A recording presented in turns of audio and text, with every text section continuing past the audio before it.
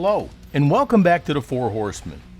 Myself, along with Andrew from Maple Leaf Customs, Tom Ward from Caliber 50 Customs, Harlan from Go Bears Diecast Workshop, and this month's guest horseman, Scott Turner from Southpaw Diecast, make up the Four Horsemen. Well, this month's build is IndyCar, and not only IndyCar, we're supposed to take a modern IndyCar and do a retro type paint job on an older IndyCar, be it a winner or maybe your favorite type of car or driver, etc. from the past. But anyway, this is going to be a really fun build. Now go ahead and follow along, get your favorite beverage, and join in and watch this video.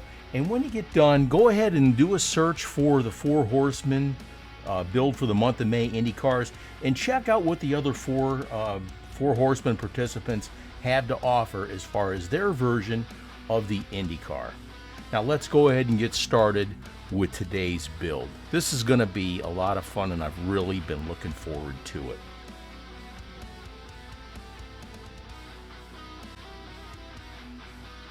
Here I've drilled out the post. Now this particular car only has one post in the very front, and it is very small.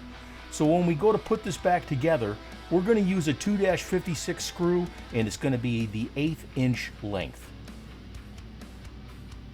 So the upper body is metal. The center section, this chrome plastic, obviously plastic like I just said, and the base is metal, which is really cool. We're going to reuse the tires on this one because I want it to kind of stay authentic to the way it was when I received the car. Let's go ahead and continue. Let's put the metal body parts in the stripper. I'm going to leave the base the way it is, black, but I want to take the color off the top portion of the body because I'm definitely going to paint that. Let's knock off the excess paint stripper here, and we'll let that set for a bit, and then we'll get it cleaned up. Alright, let's set that aside. Now we're going to get the chrome off this plastic. Now I've heard people use a lot of things like oven cleaner and caustic soda. Just get you some super clean, and you can get that at any auto parts store like AutoZone or O'Reilly's, but this stuff works great and it's not going to harm your skin. Here we've got the chrome off the plastic. It took about an hour, but man, I'll tell you what, it does a fantastic job. Here's the body all clean. We stripped all the paint off that. Good deal.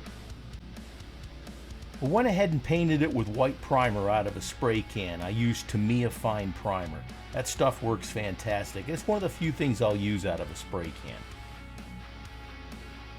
That's looking great. Let's get some color on it. Here I've got some Createx paint. I've got some semi-opaque green, emerald green, and we're going to use this other darker paint, this moss green. And I want to go with a real dark, like a British racing green for this particular car. Here I've painted it dark green. Here's the plastic section. That turned out great. And here's the body, and that turned out great too. Now we're going to put some decals on there. Now by getting ready here for the decals, I took a straight on picture of the side and an up and down picture, or a picture from the top, so I could get ready to place my decals. Now I went ahead and printed the decals, but I did not film the portion where I put the decals on.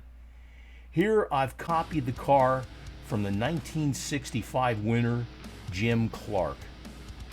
Now this is a retro car, and it was the very first rear engine car that actually won the Indy 500. And this was kind of an end to the front engine cars, unfortunately. I love those old roadsters. Here's what we started with. This Indy car with the chrome plastic. This is a pretty, actually, it's a cool car. This is really nice. But remember that whatever month you're building these Four Horsemen builds, if the theme is a certain theme, you got to stick with the theme. But if the car that you have is not exactly like this, like if you had a formula car or something like that, that's okay. We just want you to participate. We don't want you going out and spending a whole bunch of money on cars from eBay and things like that. I mean, it's nice to use the same car for the theme and everything, but you know, we just want you to go ahead and play along. But this is a really cool car, and I was looking very forward to doing this one. And here's what we got to. Look at how nice this turned out. We took that modern Indy car and we turned it into a retro paint job for Jim Clark from 1965, the 65 Indy 500 winner. And this was a lot of fun. Now when you take your pictures of your car and you're trying to get the measurements and everything, I'm going to be doing another video on that and how to get your measurements and how to do your printing for your decals. So look for that in a future video. This was a lot of fun, and like I said, I love auto racing. I absolutely love it. NASCAR, IndyCar, drag racing. If it's got wheels and goes fast, I like it.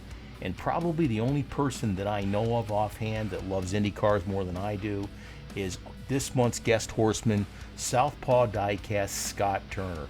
Please check out his video, and anybody that has these cars, subscribe to their channels. They put out a lot of great content. Here's a couple of glamour shots. I went ahead and detailed the driver to make it look like the IndyCar driver from 1965. That turned out really cool. I was happy with that. Yeah, here's the other side of the car.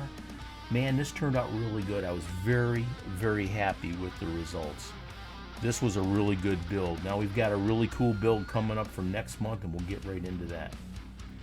Next month's build for the month of June is this GM Cyclone. Old Man's Truck is the theme, and the guest horseman is Kuda's Diecast Customs. Kuda Cole. He's going to do a great job on this, and you should subscribe to him also. Send your glamour shots to 4horsemendiecast@gmail.com.